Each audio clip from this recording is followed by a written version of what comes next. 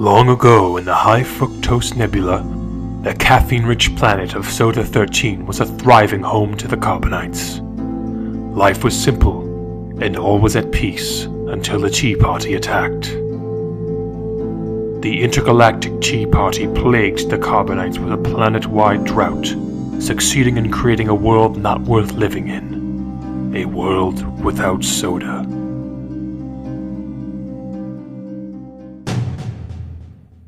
On the eve of the Tea Party invasion, the leader of the Carbonites, Dr. Filbert Amadeus Pepper, rallied his loyal Carbonites to construct armored couplets over their soda reserves in defense against their enemies.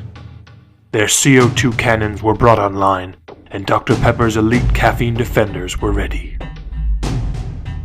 The Tea Party's infuser ships broke through the planet's outer defenses and bombarded Soda-13 with specialized cup-piercing teabag rounds. The Tea Partiers managed to make landfall, deploying their natural ingredient forces. They spilled out of their infuser ships like an endless wave of antioxidants, slaughtering any carbonite that got in their way.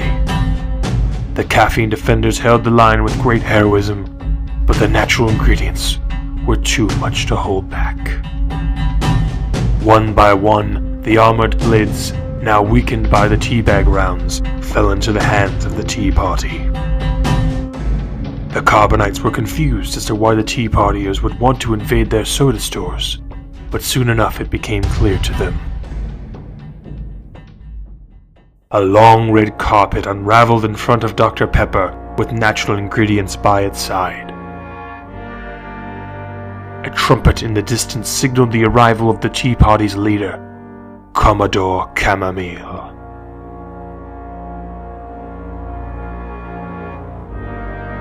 The ruthless leader made his way down the red carpet and lifted Dr. Pepper's lid with his pure sugar cane and spoke these words. We have long known about your vast amounts of caffeine. For centuries we have let your kind roam free in our domain without paying the Tea Party tribute. It is time that we set an example. From now on, you and your Carbonites shall be my constituents.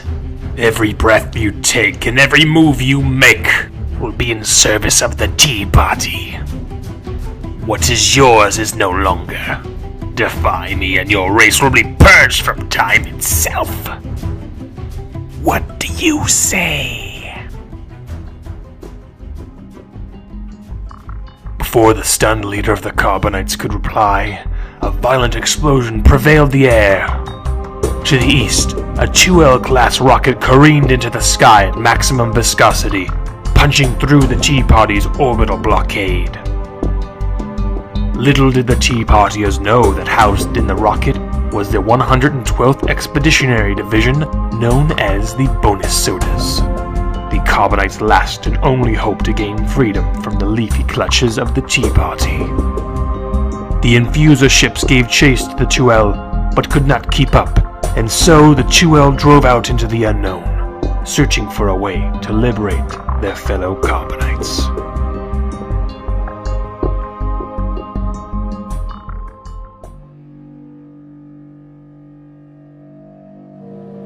For what seemed like an eternity, the Tea Party ruled over the Carbonites with an iron leaf. The Tea Partiers sent the Carbonites to work, building vast refineries to extract the caffeine from the soda stores. Over the years, they boiled up billions of gallons of soda, forever thirsty for more caffeine. Eventually, some of the Carbonites formed secret resistance groups.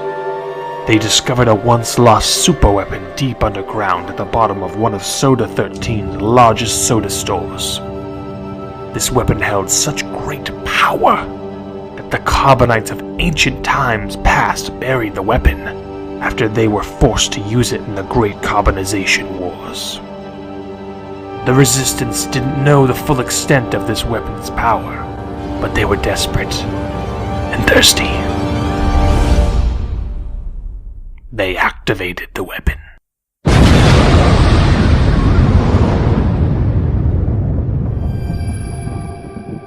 Meanwhile, the 112th bonus soda ship detected a planet with suitable carbonation potential. It maneuvered into an intercept course to land on this planet, but there was a malfunction in the heat shielding system.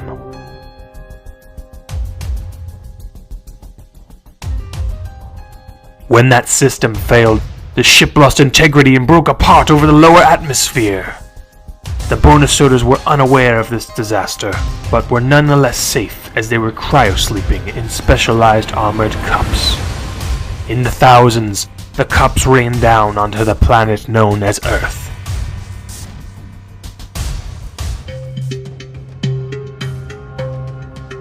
Once they made landfall, the cup systems activated and began attempts to contact Soda 13. Utilizing the spinning cup technology, the cryo chambers generated soda wave frequencies that hoped to reach their homeworld.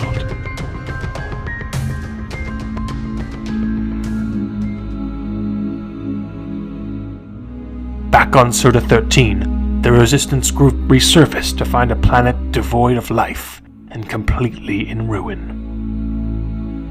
All inhabitants of Soda 13 who were exposed to the superweapon above ground were obliterated in an instant. The surfacing Carbonites were faced with a harrowing challenge.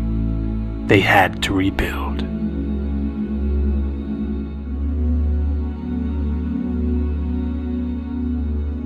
Fearing a return of the Tea Partiers, the surviving Carbonites rebuilt a city covered in Tea Party monoliths to disguise their alliance.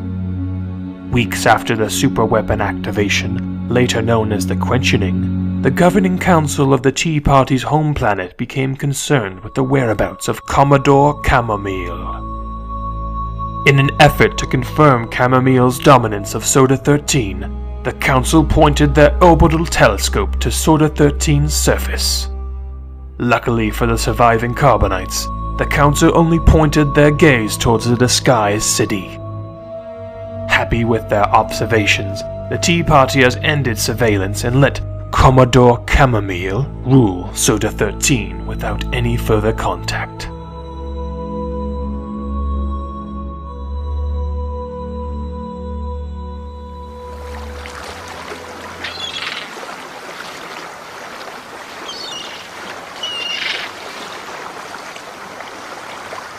Back on Earth, a bespectacled young man with soda in hand was strolling down a New England beach.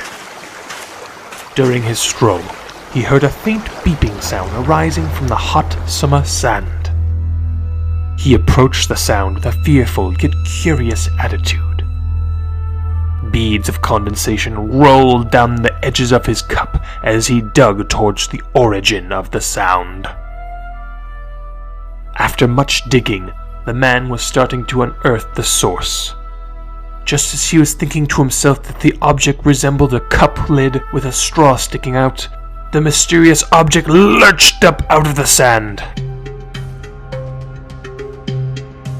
The young man was frightened at first, but as the sand and dust settled, the object turned out to be a huge spinning cup of soda.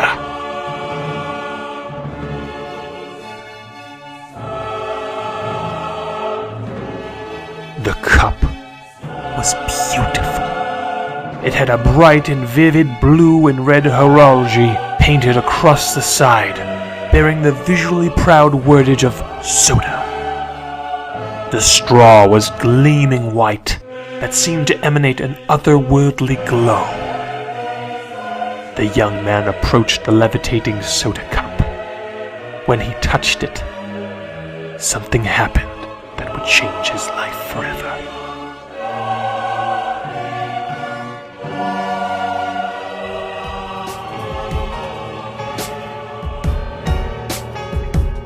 The sensation was something the young man had never felt before. He felt an energy, an enormous presence coursing through his veins and his very soul. Images rushed through his mind with blistering speed, yet he was able to digest these carbonitic memories stored in the carbonite within the cup.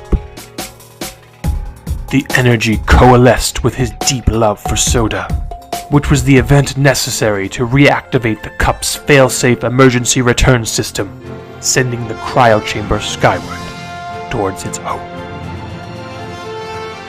As the soda left his presence, he felt compelled to channel this coalesced energy from him.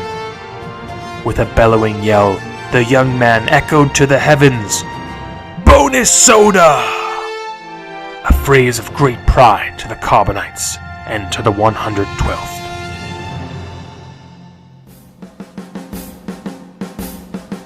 It was at that point that the young man knew within his heart that there were other bonus sodas, longing for their return to Soda 13. He then set out to search the globe for the lost Carbonites.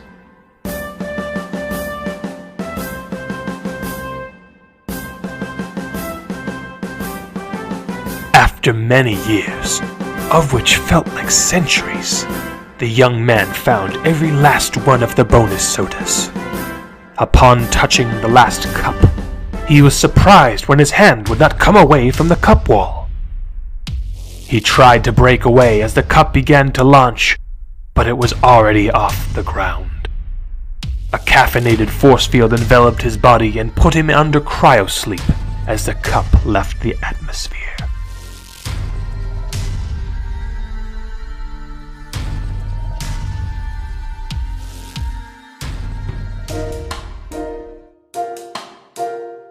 The young man awoke to find himself being met by a group of Carbonites.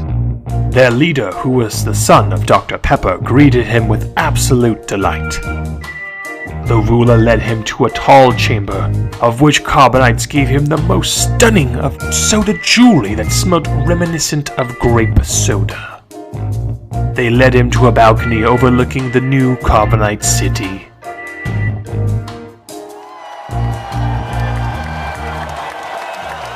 To his amazement, the balcony looked over thousands upon thousands of cheering Carbonites, some of which the young man could recognize as bonus sodas of the 112th Division. The ruler approached a microphone at the edge and made his grand proclamation.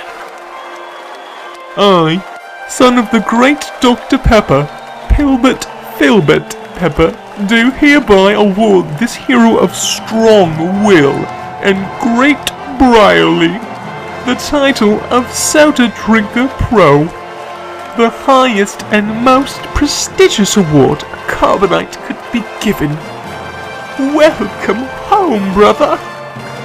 Welcome home."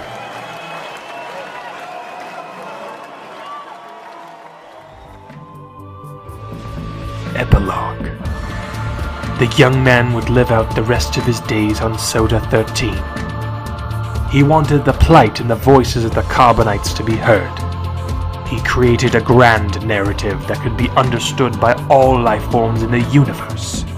He launched his project in thousands of pods and sent them out across the galaxy, ensuring that their story would not go untold. A story of the fall and rise of Carbonites not long ago. Caffeination restored in time by the Soda Drinker Pro. Soda Drinker Pro!